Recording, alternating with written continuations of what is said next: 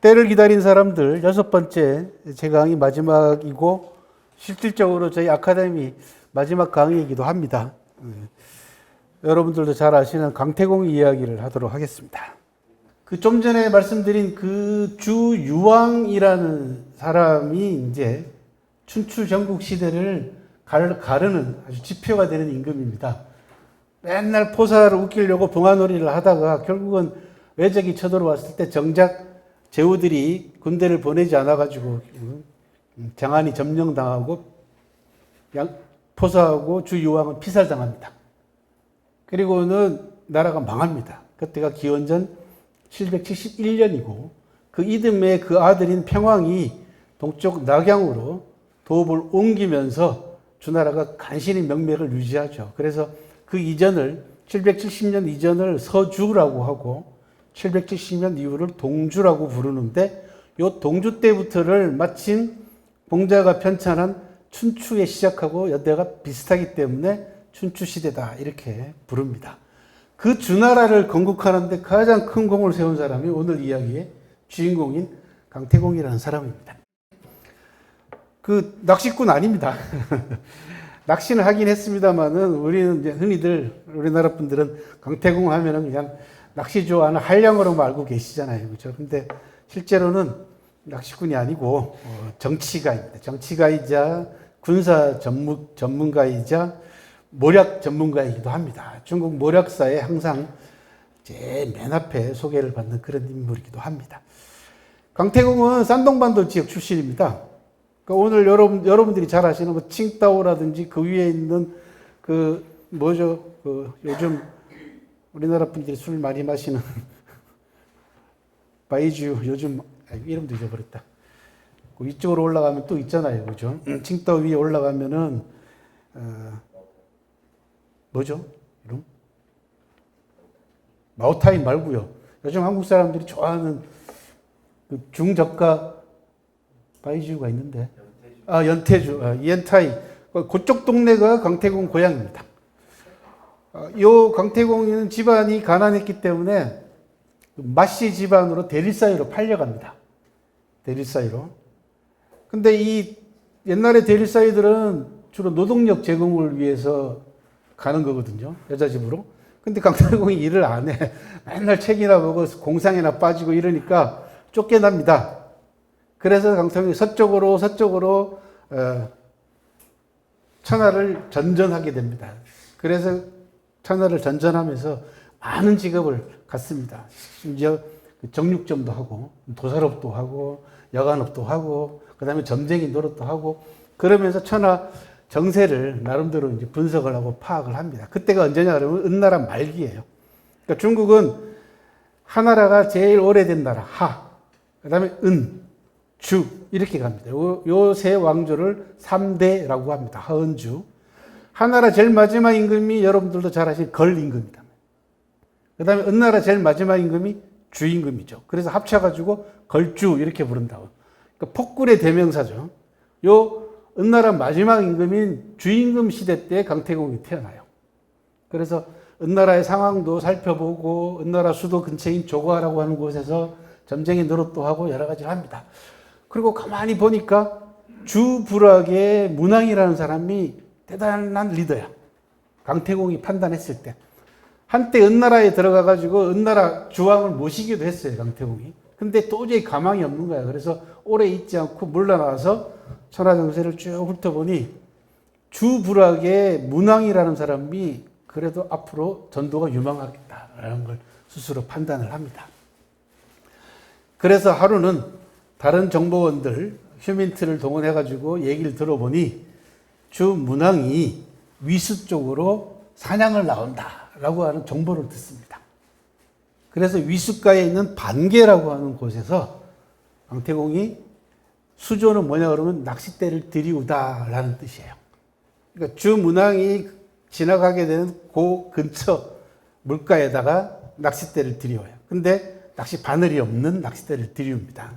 그러니까 이게 뭐 낚시하다가 주문항을 만난 것이 우연히 만난 게 아니고 옛날 사람들도 다 나름대로의 준비, 이게 다 수가 오고 가는 겁니다. 그죠?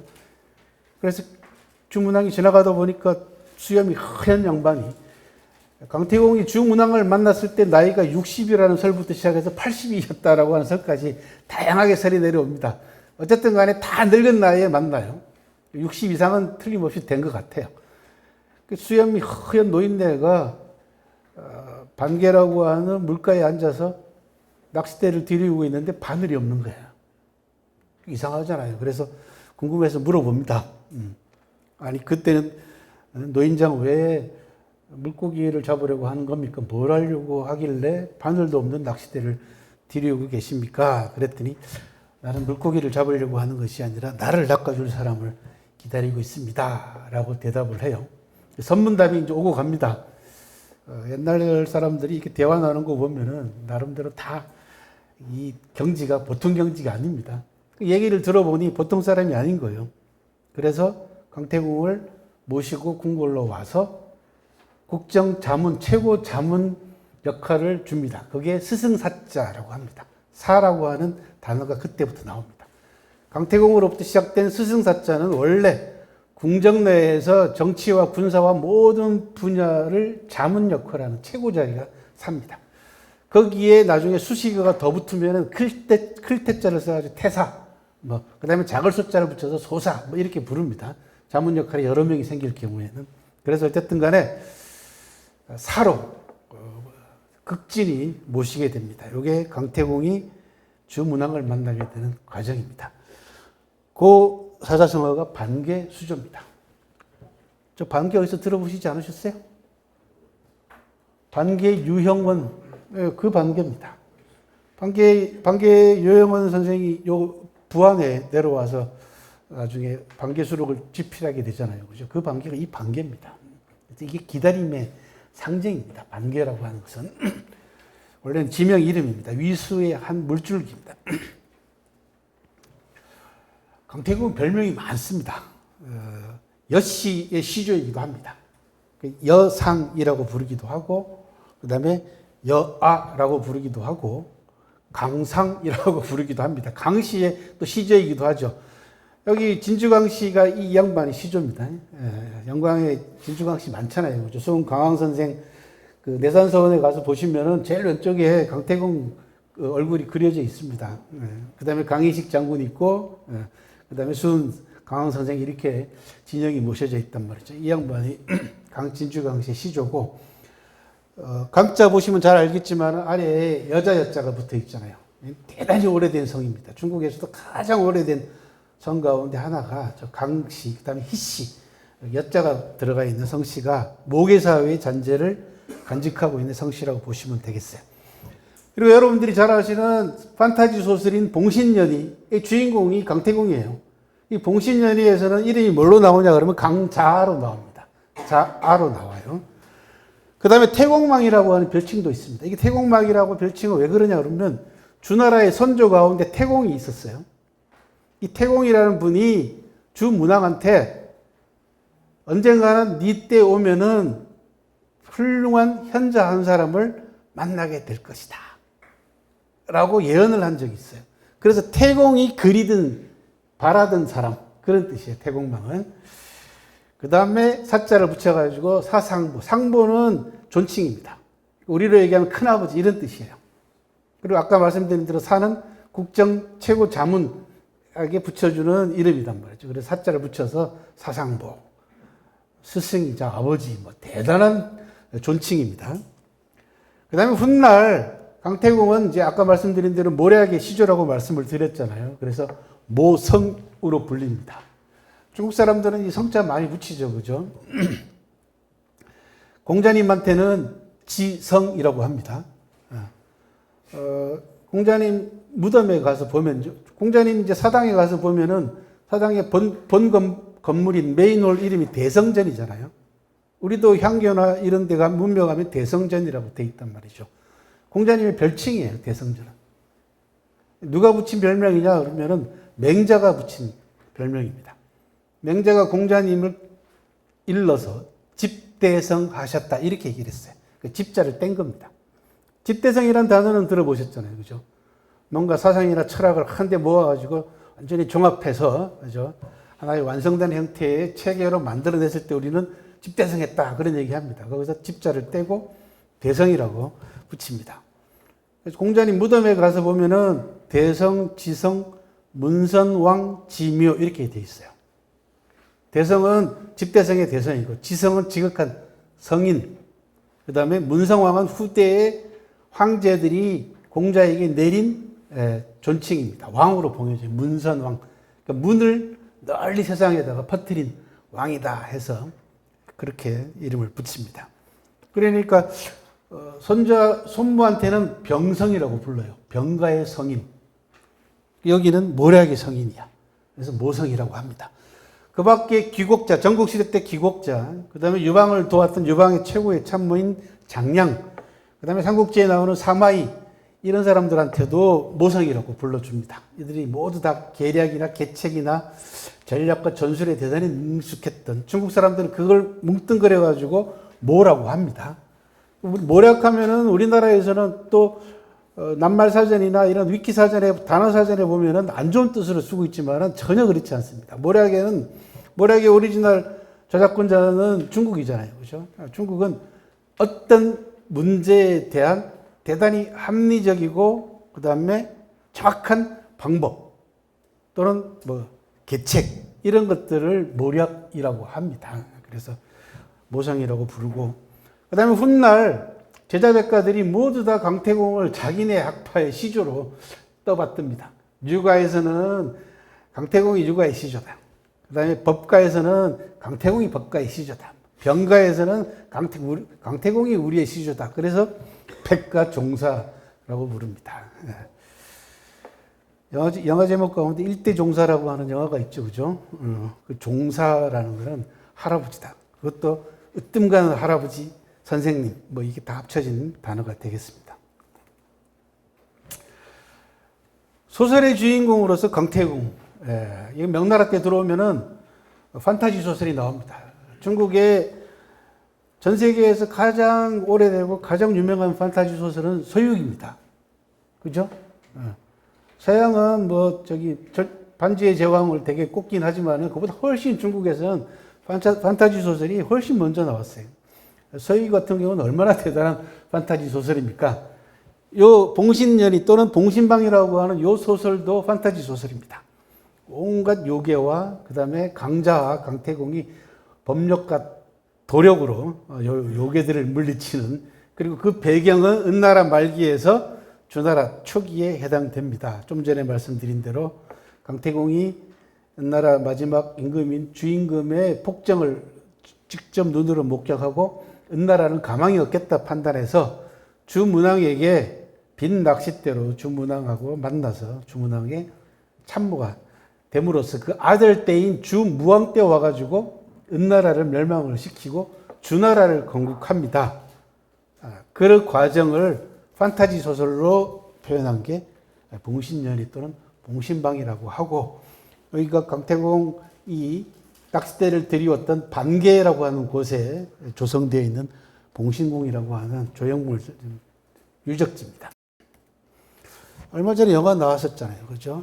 봉신연희 영화 나왔었습니다. 여러분 잘 모르시겠지만 중국의 유명한 판빙빙이 여기서 주인공으로 나왔었어요.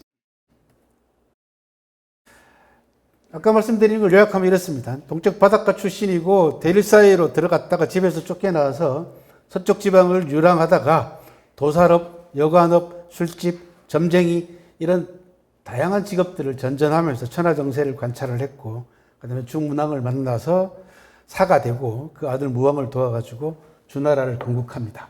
주나라 건국의 1등 공신으로서 그 상으로 동쪽 바닷가 지역을 봉지로 받습니다. 그 나라가 제나라입니다.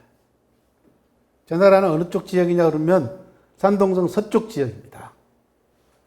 태산 약간 남쪽 지역으로 보시면 돼요. 가까워요. 태산 쪽에 있는 나라는 노나라예요. 노나라하고 제나라하고 국경을 접하고 있어요. 그리고 오른쪽에 있는 칭다오 이쪽 지역도 다 제나라 땅이었어요. 청도 지역. 요 제나라가 춘추시대 때 가장 강력한 나라가 됩니다. 주나라 왕실을 압도할 만큼 대단히 잘 사는 나라가 되죠. 그 잘 사는 나라를 만든 주인공이 누구냐는 관중이라는 사람입니다. 관포주교의 주인공이 요 제나라에서 나온단 말이죠. 그리고 관중이 농업뿐만 아니라 상공업까지도 모두 다 중시했던 가장 중요한 배경에는 강태공이 또 자리 잡고 있어요. 왜? 이쪽이 바닷가 지역이 되다 보니까 소금도 나고, 그 다음에 교통이 요지가 되다 보니까 상업과 공업, 그 다음에 바다와 관계되어 있는 산업을 동시에 같이 일으켜서 제나라의 부국강병의 미천을 닦은 사람이 이 사람입니다. 제나라의 시조입니다, 이 사람이. 강씨. 이게 보통 사람이 아니죠, 그죠?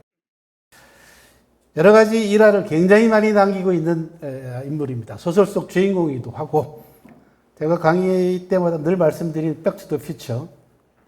이 한 사람이 가지고 있는 부가가치, 그 다음에 역사의 부가가치는 시들지가 않죠, 그죠? 수천 년이 지난, 이게 이 양반이 언제적 사람이냐 그러면요, 3000년 넘은 사람입니다.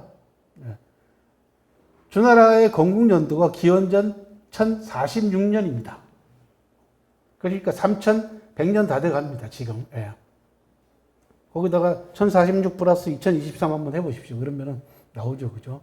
2100년 다 돼 가는 그런, 3100년 다 돼 가는 사람입니다. 강태공의 통치방략은 오늘날 리더들이 배워야 될 점들이 꽤 많습니다. 강태공이 제나라를 봉지로 받아서 부임을 하고, 그 북쪽에 있는 노나라는 주무왕의 동생인 주공. 이 주공은 뭘로 유명하냐 하면 우리나라 세조 때문에 유명합니다. 왜 세조가 자기 스스로를 주공에다가 비유했어요. 조카 단종을 그만큼 내가 주공처럼 보필하겠다. 그러니까 주공은 주무왕의 동생이고 형님이 먼저 세상을 떠나고 그 아들인 성왕이, 어린 조카가 성왕이 즉위를 했어요. 그러니까 아직 어려. 그래서 삼촌이 모든 정권을 다 핸들링 해줍니다. 섭정을 했어요. 그리고는 어른이 되자 깨끗하게 임금자리를 물려주고 자기 뒤로 물러났단 말이에요. 세조가 늘 자기 자신을 주공에다가 비유를 했어요. 그래가지고 사육신들한테 욕 바가지로 얻어먹었죠. 너는 주공 발바닥도 못 쫓아간다고. 그렇게 해서 조카 죽이고 임금 찬탈한 사람이 무슨 주공이냐 이거죠. 나중에 조의제문 이런 것 때문에 그 주공을 비유한 걸 신랄하게 유학자들이 비판하는 바람에 부관 참시하고 별의별 난리를 다 쳤거든요. 그죠? 주공을 노나라의 봉지로 봉합니다. 노나라의 시조로 주공을 봉해요. 근데 주공은 중앙정부에서 조카를 보필해야 되기 때문에 못 가, 봉지로 부임을 못 해. 그래서 그 아들을 보냅니다. 백금이라고 하는 아들을 보냅니다. 그런데 중앙왕실로 와가지고 봉지에서 부임했던 부분을 어떻게 내가 이 지역이 상황이 어떻고 내가 어떤 정책을 실시했다라는 걸 이제 보고를 하러 제후들이 와야 되거든요. 강태공은 석 달 만에 옵니다. 저 수도인 장안에서 저 임치까지 말 타고 가도 뭐 한 보름 이상 걸릴걸요, 아마? 한 달 가까이 걸린다고 봐야죠. 그런데 석 달 만에 와요. 돌아와서 보고를 하러 옵니다. 근데 아들, 요 백금은 3년 만에 와요. 보고를 하러. 그러니까 당연히 주공 입장에서는 물어봤을 거 아닙니까? 아들한테는 너 왜 이렇게 늦게 왔냐? 오래 걸렸냐? 그랬더니 그 지역의 풍속을 바꾸고 백성들을 교화하고 그 다음에 큰 상이 있어서 3년상을 치르고 뭐 이러느라고 늦었습니다. 그래요. 강태공은 석 달 만에 왔잖아요.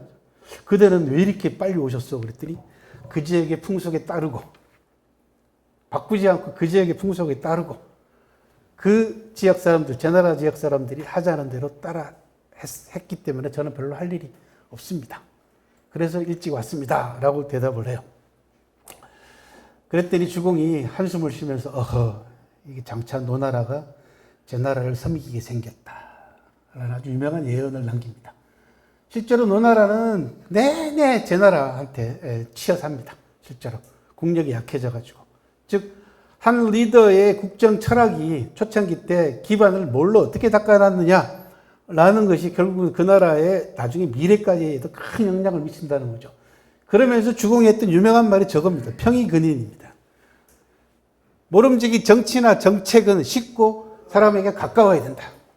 친근해야 된다라고 하는 유명한 네 글자로 강태공의 정책과 정치를 저렇게 평가를 했어요.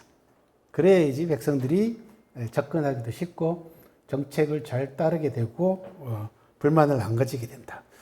저 평행은인 네 글자에서 뭐 누구 생각 안 납니까? 시진핑 이름이 저거예요. 금평. 가까울 근자에 평이할 평자. 시진핑 저 네 글자에서 두 글자를 딴 겁니다. 진핑이 근평이야.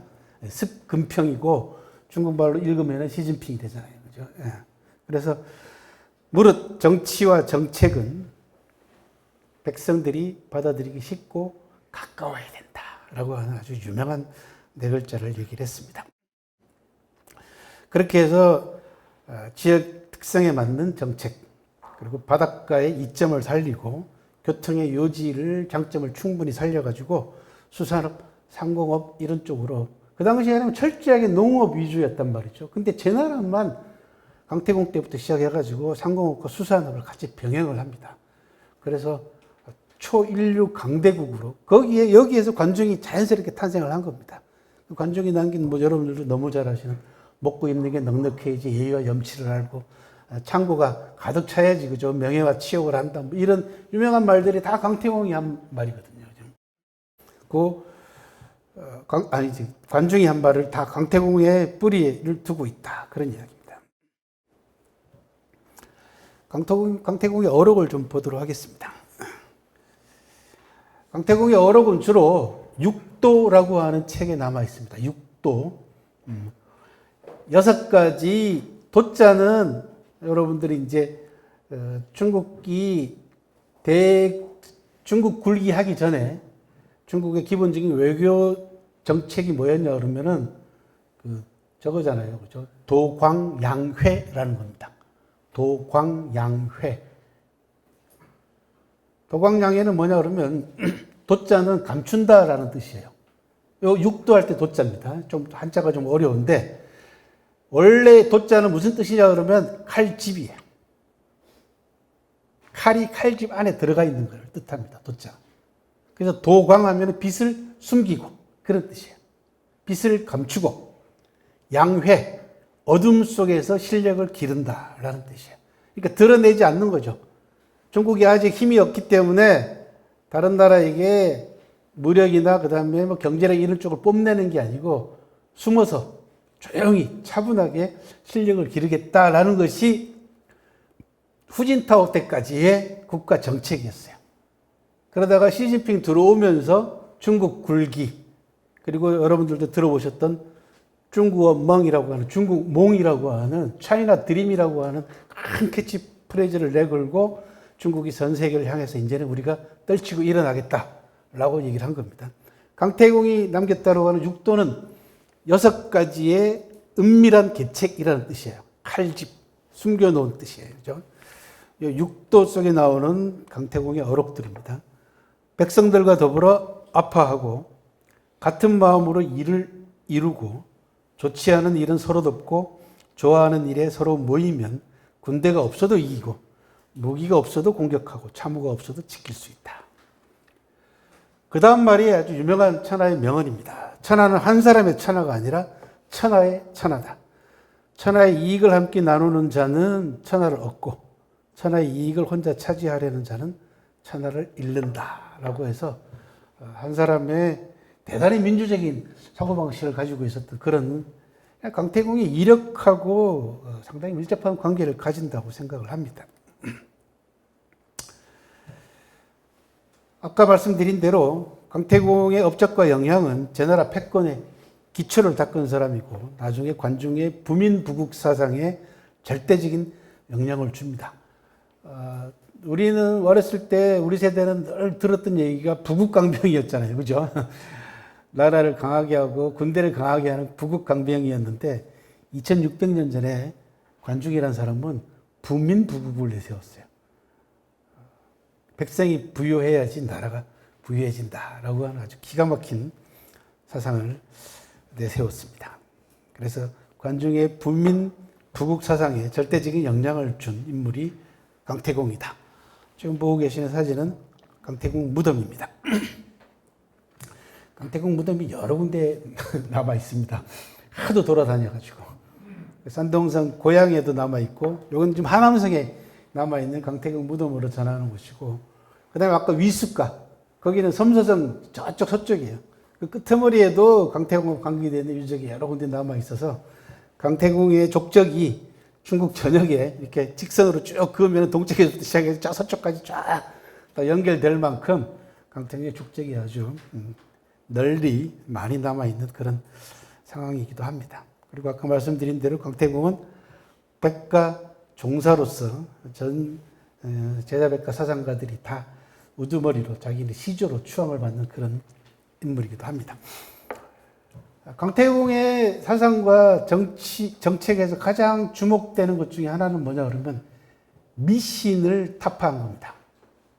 이게 이제 여러분들이 중국을 이해할 때 하나라의 유적은 거의 발견이 되고 있지 않기 때문에 하나라 상황은 잘 모릅니다. 근데 은나라는 여러분들이 알고 계셔요. 뭐 때문에 알고 있냐 그러면 학교에 다닐 때 배우셨던 갑골문 때문에. 갑골문 배우셨죠, 그죠? 짐승 뼈다귀에다가 글자를 새기거나 글자를 써놓는 뼈들이 어마어마하게 지금까지 수십만 건이 나왔어요. 지금부터 한 150년 전쯤에 갑골이 북경에서 유행을 하기 시작을 합니다. 뭘로 유행을 하기 시작했냐 그러면 용골이라고 해가지고 한약방 약재로, 이거 워낙 오래됐, 적어도 3천 수백 년 전 거란 말이죠. 뼈다귀가. 그러니까 이 오래된 뼈가 학질에 효험이 있다 그래가지고 그 한약방 의사들이, 한의사들이 그 뼈를 수집을 해가지고 갈아가지고 약재에 넣어갖고 마시곤 했단 말이에요.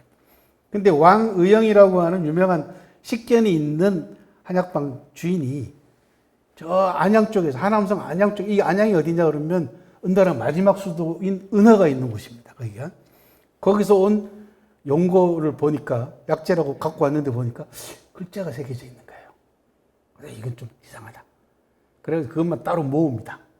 쭉 모아가지고 보니까 일관성이 있는 거야. 그죠? 서체도 비슷하고 해가지고.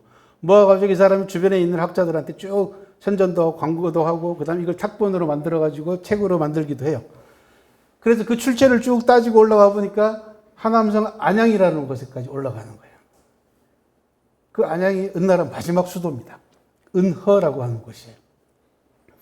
그래서 20세기 초반에 들어와가지고 중국의 고고학자들이 은허 지역을 발굴을 합니다. 발굴하는데 어마어마한 발굴입니다. 세기의 발굴이에요. 거기 왕궁터부터 시작해가지고 그 다음에 제사구역 이런 쪽으로 크게 두 군데로 나눠져 있는데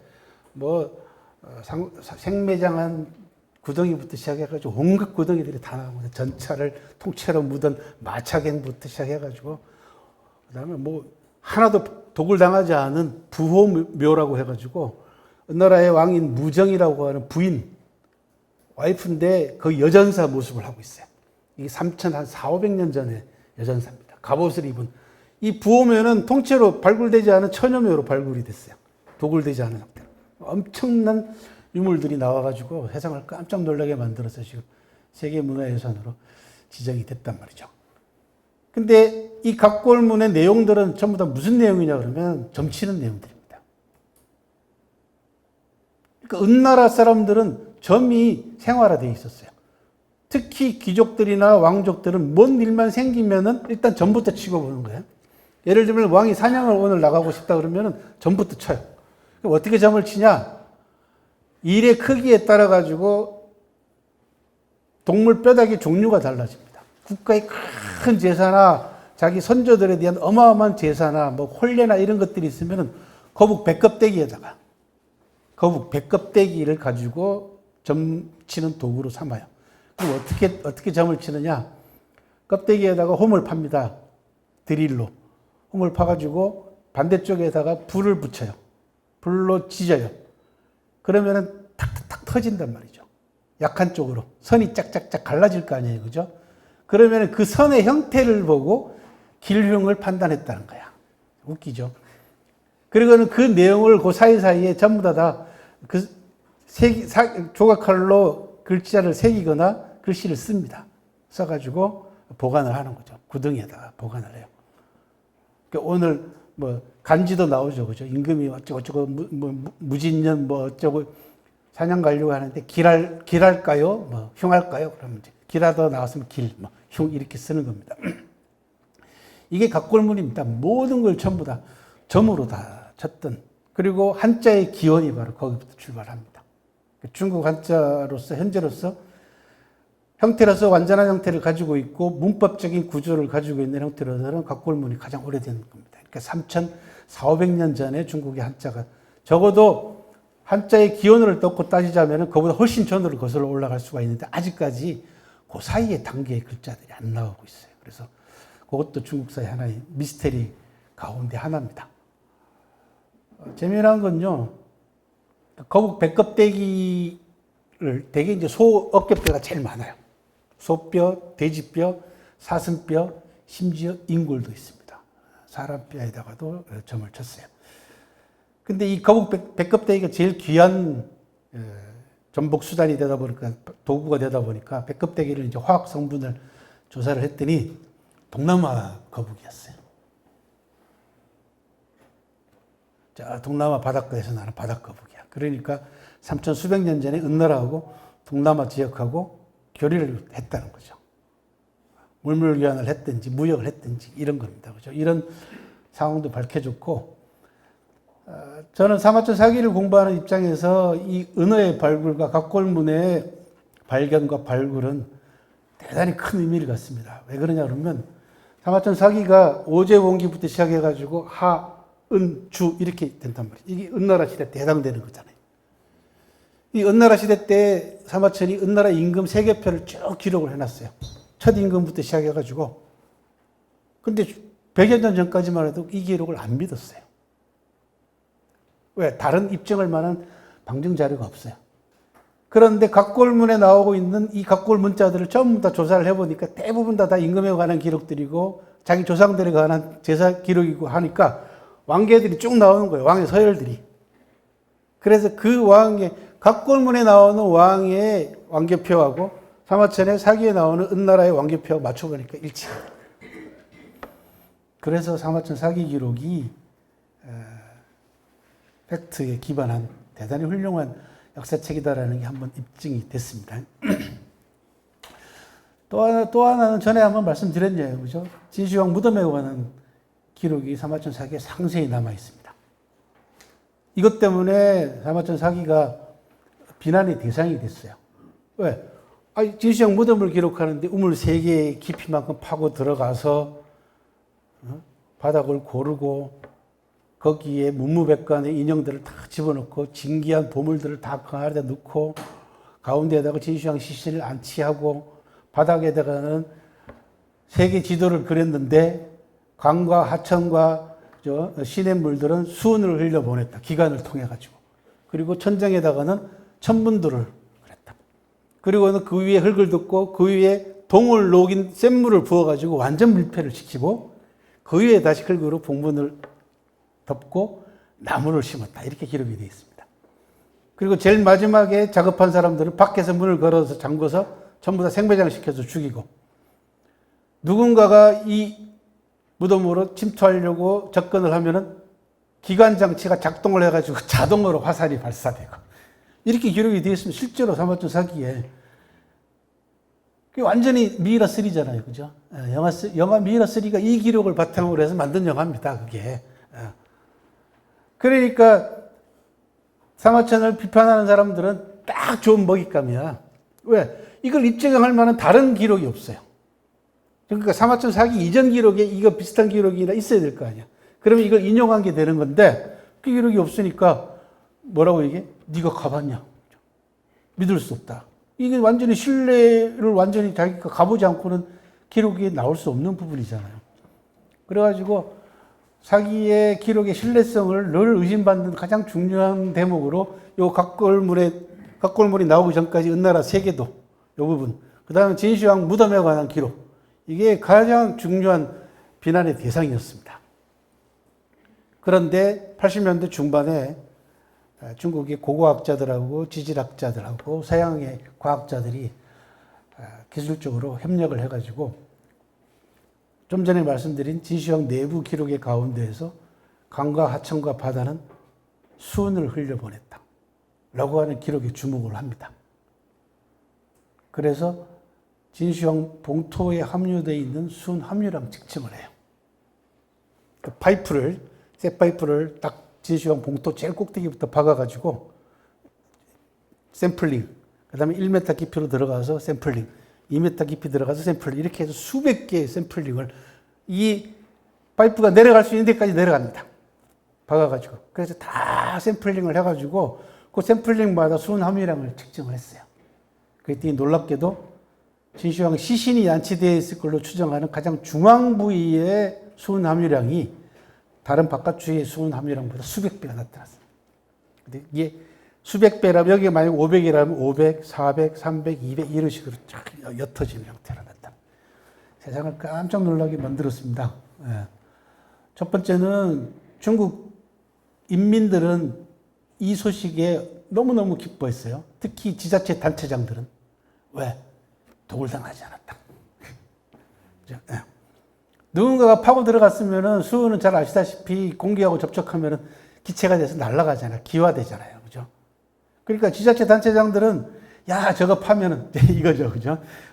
발굴하면은 이거야. 왜? 병마용갱이 30년 동안 그 입장료 수익만 5조를 벌어들였단 말이에요. 근데 사마천 기록대로라면은 도대체 진시황 무당 안에 얼마나 많은 보물들이 들어있겠어요. 그죠? 규모도 어마어마하거든요. 그러니까 지자체 단체장들은 야, 우리는 이제 먹고 사는 거 걱정 안 해도 된다. 이거죠. 고고학자들은 또 기뻐했죠. 왜? 도굴당하지 않았으니까. 하지만 걱정이 앞섭니다. 왜? 이게 지자체 단체장들이 자꾸 발굴하자 그러면 큰일 나거든요. 왜? 과학기술이 이 발굴을 뒷받침할 만한 수준이 아직 안 돼 있는 거죠. 만약에 이 기록이 사실이라면 전부 다 진공 상태로 만들어 놓고 우주복 입고 발굴해야 되거든요. 그래야지 유물이나 이런 부분들을 전부 다 보존을 할 수 있단 말이죠.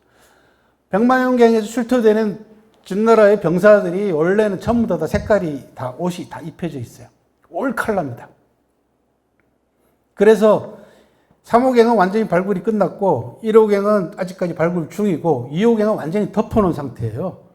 그게 왜 그러냐 그러면 요 원상태대로 보존을 해줘야 되는데 이게 딱 공기와 접촉하는 순간 10시간 이내면 다 날아갑니다. 색깔이. 최근에 샘플링으로 이제 보존을 하기 시작을 했어요. 병마용갱에 나오는 그 병사들 색깔 보면요. 놀랍습니다. 보라색부터 시작해가지고 붉은색, 대단히 화려하거든요. 지금 그 기술을 개발 중이에요. 요 옷 색깔을 다 보존하는 방식으로. 근데 이 병마용갱이 30년 동안 입장료 수익만 5조인데 진시황은 얼마나 대단하겠습니까? 그죠? 그러니까 고고학자들은 계속해서 브레이크를 겁니다. 아직은 아니다. 아직은 아니다. 시안에 가면은 시안의 가이드들이 늘 우스갯소리로 이런 엉터리 소리를 합니다. 진시황릉 가면은 옛날 몇십 년 전에 일본이 트랜시스터 팔아가지고 돈 많이 벌었을 때 경제적으로 한참 잘 나갈 때 일본의 수상하고 조을레 수상하고 정상회담을 했는데 일본 수상이 그랬다는 거죠. 야, 우리가 발굴 비용 다 들 테니까 나오는 유물에 반반씩 나눠 가지자. 막 이랬다는 거예요. 그랬더니 조을레 수상이 웃으면서 정신 나간 소리 하고 있냐. 야, 그 발굴하면은 니네 나라를 사고도 남을 돈이 보물이 나올지도 모르는데 뭐가 급하다고 발굴하냐 이렇게 해서 면박을 줬다 그런 이야기도 있고 또 신칸센 개통했을 때 또 일본이 막 자랑을 했대요. 등소평한테 우리 신칸센 했다 뭐 시속 300km짜리 있다 막 자랑을 했대. 그랬더니 등소평이 딱 한마디만 했다는 거 아닙니까? 야, 그게 너네 나라에 뭐 필요한데? 우리나라 하나 필요하지. 큰 나라 하나 필요하지. 그런 우스갯소리를 들려줍니다. 가면은. 근데 제 입장에서는 그 수은 함유량 측정치가 어마어마하게 저는 기쁘죠. 왜? 사마천 사기 기록이 거짓말이 아니었다라는 겁니다. 중국사를 공부하면서 제가 늘 느끼는 게 뭐냐 그러면은 기록을 의심하는 건 맞긴 한데 의심해야 됩니다. 기록을 의심하지 않으면 학문 자세가 아닙니다. 그죠? 근데 기록을 무조건 불신하는 것도 대단히 큰 문제더라라는 겁니다. 그게 춘추시대 때 정나라의 유명한 정치가인 정자산, 전에 한번 그런 말씀을 드렸던 것 같은데, 정자산이라는 정치가는 왕족으로 태어나가지고 40년 동안 정치를 했고 후반 20년은 정나라의 재상을 지냈습니다.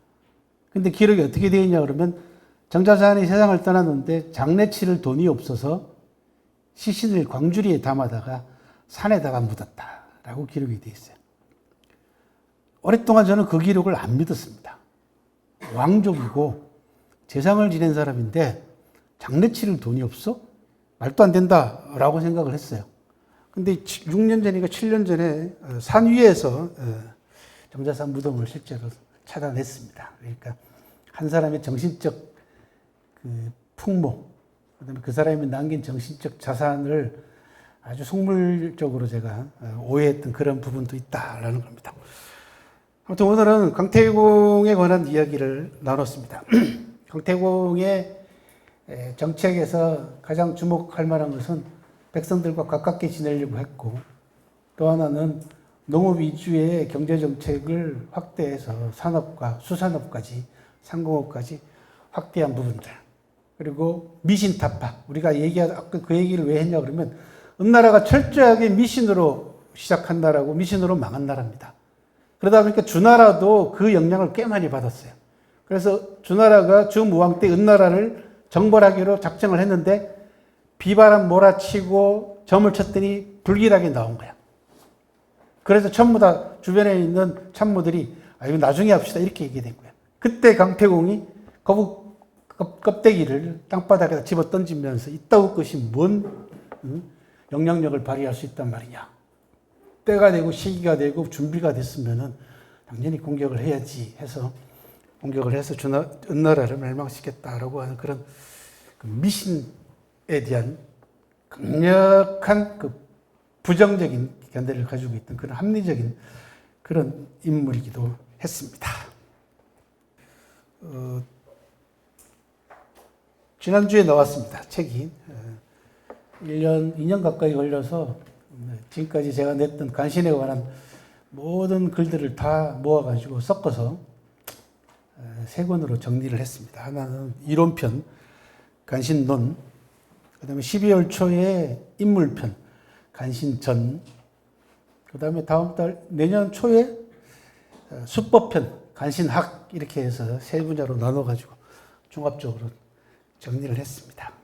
우리나라가 지금 간신 현상이 너무 심각해서 정리를 했으니까. 회장님 갔다 있어요? 예, 한 길에 있답니다. 자, 오늘 강태공 이야기 간단하게 해서 이걸로 마치고요.